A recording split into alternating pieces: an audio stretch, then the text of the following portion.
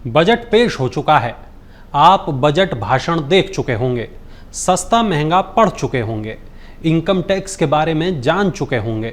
तो फिर मैं आपको क्या बताने वाला हूं? मैं आपको बताने वाला हूं बजट की कुछ बेहद खास बातें।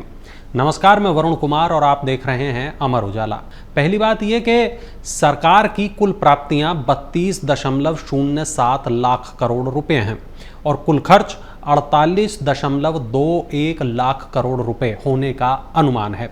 सरकार के मुताबिक बजट को 4 तरह के लोगों पर फोकस करते हुए बनाया गया है: गरीब, महिलाएं, युवा और किसान। इसी तरह बजट के 4 खास विषय हैं: रोजगार, कौशल, प्रशिक्षण, एमएसएमई और मध्यम वर्ग। ये बजट बताता है कि खेती किसानी पर सरकार का बड़ा फोकस होने वाला है और किसानों के लिए सरकार कई तरह की नई स्कीम शुरू करने वाली है।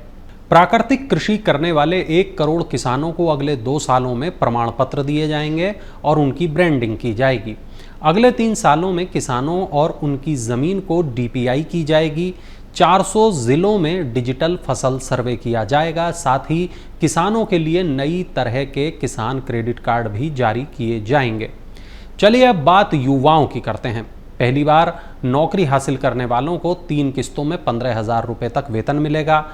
ईपीएफओ में पंजीकृत लोगों को ये मदद मिलेगी। इससे 2 करोड़ 10 लाख युवाओं को फायदा होगा। जो लोग पहली बार रोजगार करने जा रहे हैं उनको पीएफ में 1 महीने का योगदान सरकार की ओर से मिलेगा। ऐसे करीब 30 लाख युवाओं को फायदा होगा। इसके अलावा सरकार 1 करोड़ युवाओं को अगले 5 सालों में टॉप 500 कंपनियों में इंटर्नशिप का मौका देगी।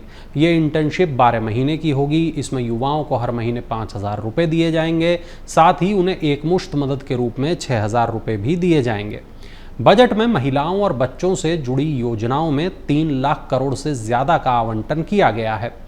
वित्त मंत्री निर्मला सीतारमण ने आयकर दाताओं को राहत देते हुए नई कर प्रणाली के टैक्स स्लैब में बदलाव का ऐलान किया है। वित्त मंत्री ने अपने बजट भाषण में कहा कि नई दरों के अमल में आने से देश के करीब 4 करोड़ करदाताओं को आयकर के मद में 17,500 रुपये तक का लाभ होगा। इसके साथ ही वित्त मंत्री ने स्टैंडर्ड डिडक्शन मद में मिलने वाली 50,000 रुपये की छूट की राशि को बढ़ाकर 75,000 रुपये कर दिया है।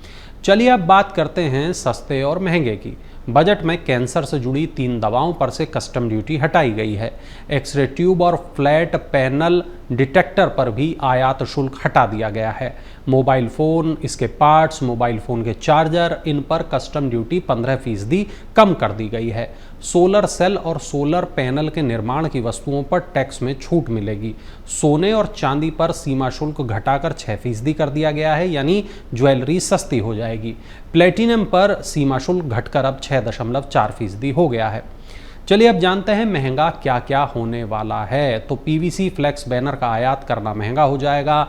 कुछ दूरसंचार उपकरणों का आयात महंगा हो जाएगा। आधारभूत कस्टम ड्यूटी 10% से बढ़ाकर 15% कर दी गई है। 1 साल से ज़्यादा तक रखे गए इक्विटी निवेश महंगे हो जाएंगे। इन पर टैक्स 15 से 20% किया गया है।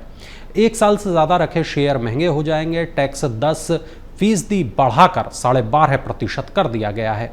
अमोनियम नाइट्रेट पर आयात शुल्क 10% बढ़ा दिया गया है। इसके अलावा खुद से नष्ट न होने वाले प्लास्टिक महंगे हो जाएंगे। आयात शुल्क 25% बढ़ा दिया गया है।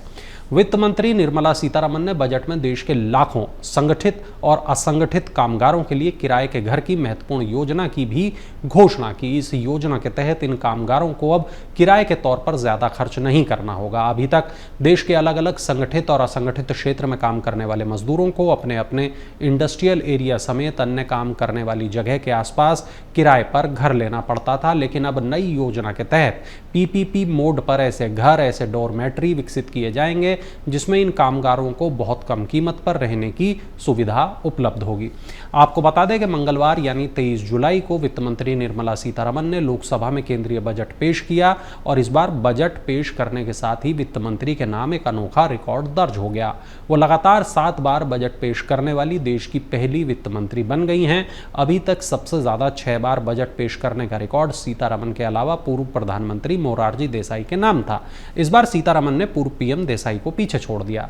निर्मला सीतारमण लंबे बजट भाषण के लिए भी जानी जाती हैं। आज उनका बजट भाषण 83 मिनट तक चला। उम्मीद है ये तमाम जानकारी, तमाम जो हमने आपको बताई बातें, ये पसंद आई होंगी। ऐसी तमाम बातों के लिए, ऐसी तमाम जानकारी के लिए आप बने रहिए अमर उजाला के साथ। अगर आप ये वीडियो YouTube पर देख रहे हैं तो हमारे चैनल को सब्सक्राइब करें और बेल आइकन को दबाना ना भूलें। अगर आप Facebook पर ये वीडियो देख रहे हैं तो हमारे पेज को लाइक करें।